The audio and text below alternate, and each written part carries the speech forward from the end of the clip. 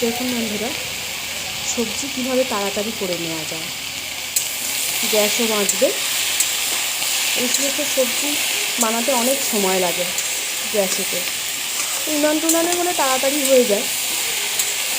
তাই আজকে দেখাবো এই সবজি কীভাবে তাড়াতাড়ি করে নেওয়া যায়। এর মধ্যে আছে একটু পুঁই শাকের মিটুলি, চিচিঙে, আলু, মূলো, পেঁয়াজ আর কুঁদরি।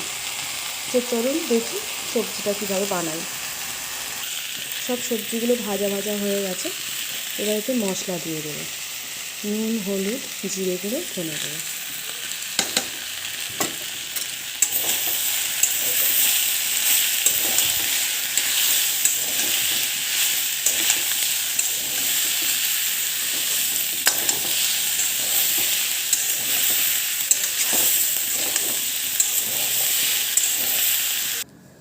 দেখুন বন্ধুরা, সবজিটা কষে প্রেসারের মধ্যে দিয়ে দিচ্ছি।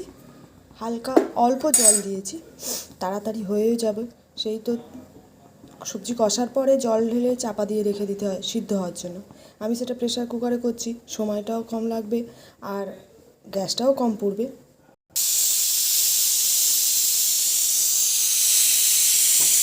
দুটো সিটি দিয়ে গ্যাসটা বের করে দেবো।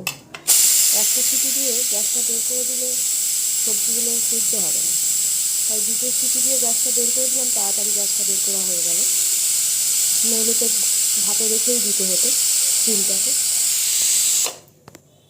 দেখুন আমরা কড়ার মধ্যে সবজিটা ঢেলে নিয়ে একটু মাখা মাখা করে নামিয়ে নেব।